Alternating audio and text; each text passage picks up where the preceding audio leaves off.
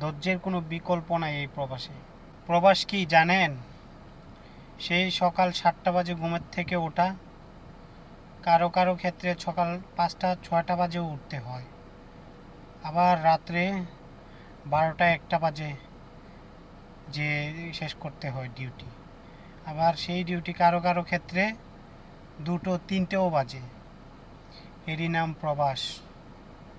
প্রবাস মানে কি জানেন? সকালের খাবার দুপুরে খাওয়া, দুপুরের খাবার রাত্রে খাওয়া, আবার সেই রাতের খাবার মধ্যরাতে খাওয়া। এটাই হলো প্রবাস। আরও আছে, সারা দিন সেই অপূর্ণ ঘুম নিয়ে, চোখে ঘুম ঘুম ভাব নিয়ে ডিউটি করা। যদি আপনারা খেয়াল করেন তাহলে হয়তো দেখতে পারবেন আমার চোখে এখন প্রচুর ঘুম। তার কারণ আজকে সকাল আমি 6টা বাজে ঘুম থেকে উঠছি, ঠিক আছে? তো ডিউটি চলতেছে, তারপর রাত্রে কখন শেষ হবে তার কোনো ঠিক ঠিকানা নেই। বলতে পারেন এত ডিউটি কিসের? আজকে শনিবার, তো আমার কফিলের যে বাপ, উনি হসপিটালে ভর্তি।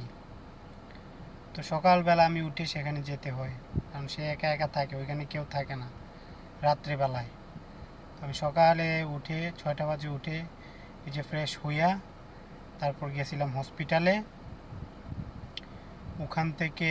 ওখানেই দুপুরের খাওয়া দাওয়া, সকালের নাস্তা সব কিছু করলাম। তারপর 3টার দিকে ফোন দিল আমার কফিলের মা। ফোন দিয়ে বলতেছে, মামুন তুমি চলে আসো, আমরা আর একটু বের হব। তো এখন আসছি, আইসা এখন আছি বাড়ির সামনে।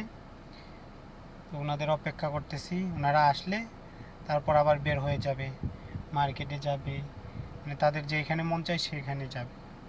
তো সেই ডিউটি রাত্রে কয়টা বাজে তার কোনো টাইম টেবিল নাই। এটাই হচ্ছে প্রবাস। তো সবার ক্ষেত্রে আবার এমনটা নাও হতে পারে, এমনকি সবার ক্ষেত্রে এমনটা হয় না।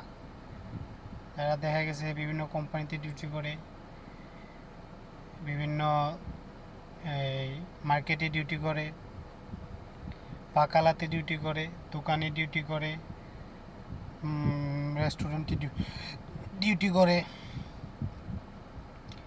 তাদের আবার টাইম টু টাইম ডিউটি হইতে পারে। 90% টাইম টু টাইম ডিউটি হয়, হয়তো 10% এদিক সেদিক হয় অনেক সময়। তো এই হচ্ছে প্রবাস। আসলে হঠাৎ করে আপনাদের সাথে শেয়ার করলাম কথাগুলো, মনে হইলো আপনাদেরকে জানাই, আমার নিজের অনুভূতি আপনাদের সাথে শেয়ার করলাম। এই প্রবাসে যারা আছে তারাই বলতে পারবে যে প্রবাসটা কী জিনিস। তবে সবাই যে খারাপ অবস্থায় আছে তেমনটাও না, আছে অনেকে খুব ভালো ভালো পজিশনে আছে, তবে সেই পজিশন তৈরি করে নিতে অনেক সময় লাগে। তো আমরা তো বাঙালি, আমাদের ধৈর্য সহ্য আসলে খুবই কম। হ্যাঁ, আপনি পারবেন, প্রবাসে সফল হইতে পারবেন, কিন্তু আপনাকে প্রচুর পরিমাণে ধৈর্য ধরতে হবে। তবে প্রবাসে যদি আপনি একটু ব্রেন খাটাইয়া চলতে পারেন, 5 বছর 6 বছর পরে আপনি মনে করেন আপনার সুফল পাইয়া যাবেন। তখন আপনি নিজেই বুঝতে পারবেন যে আমি কেমনে চললে, কেমনে কি করলে আমি সফলতা অর্জন করতে পারবো এই প্রবাসে। তো সেটার জন্য আমাদের অবশ্যই ধৈর্য ধরতে হবে। ধৈর্যের কোনো বিকল্প নাই এই প্রবাসে।